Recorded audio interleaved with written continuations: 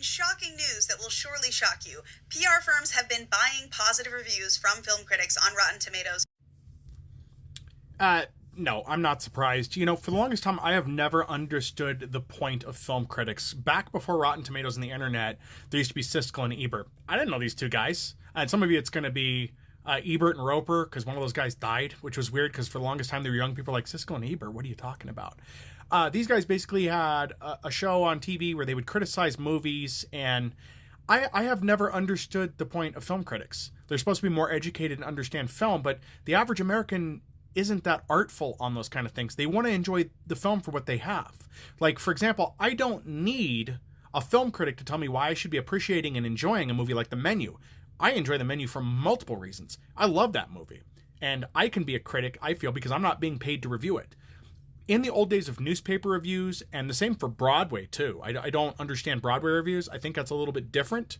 But why am I going to rely on critics when I know for a fact, and has been the case for a while, that there are two types of critics. There's those paid to give positive reviews and those paid to give negative reviews. That's where you'd always hear, we got a PR person who's in touch with a critic, and they're going to give you a glowing review on your film. Like, that doesn't sound honest at all, because you can write anything in a positive light or a negative light. And Rotten Tomatoes, IMDb, I don't trust those. I've read through the comments on those, and they're very inconsistent. My favorite is when they write a criticism about a Disney movie, which is rated G or PG, and like, it's such a children's film. It was so childish. It is a children's film. We don't need film critics anymore. Film critic sites need to be vetted, and I feel that Rotten Tomatoes needs to have some kind of fine levied against them or something. This is, again, the problem with online content. It is not monitored enough. Companies can literally put out fake reviews for things. This has happened not just with movies. It's happened with car reviews. It's happened with business reviews.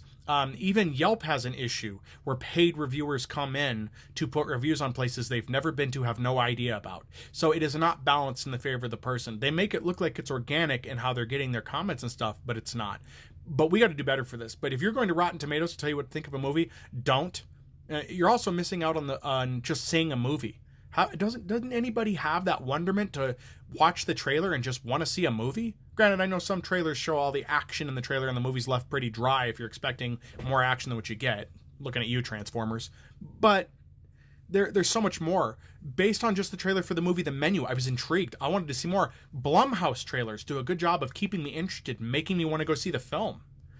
And I get that people don't want to necessarily lose money. It is expensive now. Nobody has the money to really go to theaters too much anymore.